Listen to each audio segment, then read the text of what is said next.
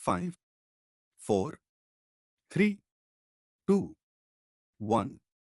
Start.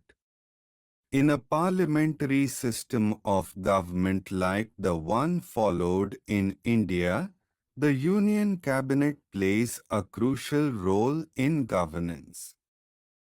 It is the supreme decision-making body in the executive branch at the national level. The Union Cabinet comprises various types of ministers, each entrusted with distinct responsibilities, powers, and functions. These ministers collectively ensure the smooth functioning of the government, implement policies, maintain law and order, and manage the country's internal and external affairs. The Union Cabinet functions under the leadership of the Prime Minister, who is the head of the government and the central figure in the Council of Ministers. The structure of the Union Cabinet is hierarchical and includes different categories of ministers who work in coordination with one another. Each type of minister plays a unique role in the governance of the country. These ministers can be broadly classified into three categories, which include cabinet ministers, ministers of state with independent charge, and ministers of state. Cabinet ministers are the most senior members in the Union Cabinet.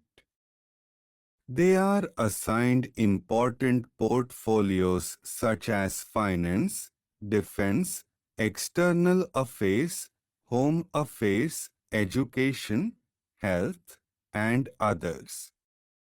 These ministers attend cabinet meetings and participate in the process of making significant policy decisions.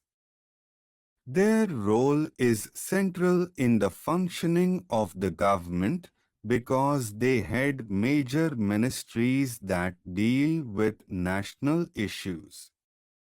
Cabinet ministers are responsible for formulating and implementing policies in their respective ministries.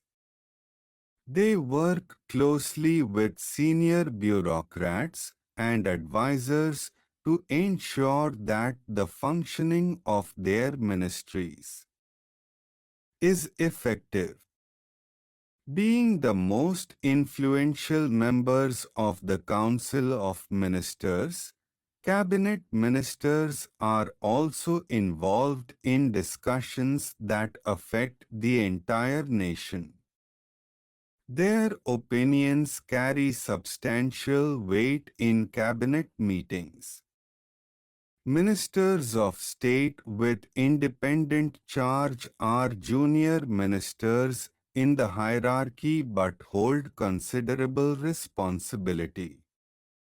They are in charge of specific ministries which are not allocated to any cabinet minister. These ministers function independently and are not supervised by any cabinet minister, although they report directly to the Prime Minister.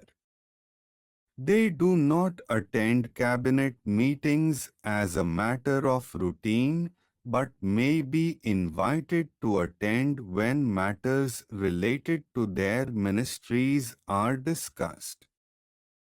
They enjoy autonomy in the functioning of their ministries and are responsible for policy implementation and decision-making within the scope of their responsibilities. The allocation of independent ministries to these ministers usually reflects the trust and confidence of the Prime Minister in their capabilities. Ministers of State are the junior-most members in the Council of Ministers. They work under the guidance of cabinet ministers and assist them in the functioning of their ministries. Unlike ministers of state with independent charge, they do not head any ministry independently. Instead, they share the workload of cabinet ministers and are assigned specific responsibilities within a ministry. Their role includes overseeing departments, answering parliamentary questions, representing the ministry in public functions, and occasionally handling administrative work as delegated by the cabinet minister. These ministers act as a bridge between the senior ministers and the administrative machinery, facilitating the smooth execution of governmental tasks. The division of ministers into these categories helps in the efficient delegation of duties and responsibilities. This structure ensures that the workload is evenly distributed and that various aspects of governance receive focused attention. It also allows for the inclusion of a wide range of elected representatives from different regions, communities, and political backgrounds, which helps in maintaining the federal and democratic character of the nation. Each type of minister has a defined role, and the coordination among them is essential for the success of government policies and programs. The Prime Minister, as the leader of the Council of Ministers, plays a pivotal role in assigning portfolios and maintaining harmony among ministers. While cabinet ministers enjoy more autonomy and direct access to the Prime Minister, ministers of state usually function under guidance and have relatively limited authority. However, all ministers, regardless of their rank, are collectively responsible to the legislature for the decisions and actions taken by the government. The Constitution of the country provides the legal framework for the formation and functioning of the Council of Ministers. According to constitutional provisions, the President appoints the Prime Minister and, on the advice of the Prime Minister, appoints other ministers. The size and composition of the Union Cabinet are determined by political considerations, coalition arrangements, and administrative requirements. Over the years, the nature and role of different types of ministers have evolved in response to the changing political landscape and governance challenges. Political parties in power often consider various factors. While forming the Union Cabinet, such as regional representation, caste and community balance, administrative experience, political loyalty, and public popularity.